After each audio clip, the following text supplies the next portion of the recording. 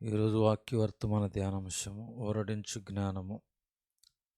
యెషయా గ్రంథము 50 అధ్యాయం 4 అలసిన వారిని మాటల చేత ఊరడించు జ్ఞానము నాకు కలుగునట్లు శిష్యునికి తగిన నోరు యెహోవా నాకు దయచేసి ఉన్నాడు. మాటల చేత ఊరడించు జ్ఞానము అనునది సమయోచితమైన మాటల చేత ఓదార్చు జ్ఞానమని మరో తర్జుమాలో ఉన్నది. దుఃఖసాగరములో మునిగియున్న వారిని మాటల చేత ఓదార్చటం మంచిది. నేడు భూనివాసులందరూ చింత, కన్నీరు, పోరాటములతో కొట్టుమిట్టులాడుచున్నారు. ఎవరైనను నా మీద ప్రేమ చూపారా, నన్ను ఆదరించారా అని హృదయం అంగలార్చుచున్నది. సమయోచితముగా పలకబడిన మాట చిత్రమైన వెండి పల్లెములలో ఉంచబడిన బంగారు పండ్ల వంటిది. సామెతల గ్రంథం 25:11. ప్రతిరోజు కొన్ని వందల ఉత్తరములు నాకు వచ్చి వాటిలో చాలామంది తమ హృదయ వేదన కుమ్మరించి, అయ్యా మా కోసం ప్రార్థించి ఒక వాగ్దాన వచనము రాయండి, మీ ఆదరణ ఉత్తరము కొరకు వేచి ఉన్నాము అని వ్రాసిడువారు. సమయోచితమైన మాటల చేత కృంగిన వారిని లేవనెత్తడం సాధ్యము. ఒకని హృదయములోని విచారము దాన్ని కృంగచేయును, దయగల మాట దాన్ని సంతోషపెట్టును. సామెతల గ్రంథము 12:25. నేడు సరిగా ప్రత్యుత్తరమిచ్చు వారు తక్కువగా ఉన్నారు.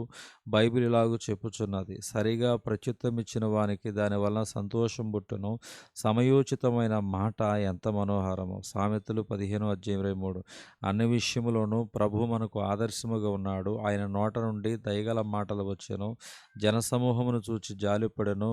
వారు కాపరలేని గొర్రెల వలె ఉండుటను చూచి పరితపించెను. అంతేకాదు అద్భుతములు సూచక్రియలను జరిగించెను. రాత్రంతయు ప్రయాసపడినను చేపలు దొరకనందున విసుగు చెందిన పేతురుతో లోతునకు నడిపించి వలలు వేయుడి అనగా ఆయన మాటలు వారిలో నిరీక్షణను చిగురింపచేసెను. పేతురు రాత్రి జరిగిన అపజయమును మరువలేదు.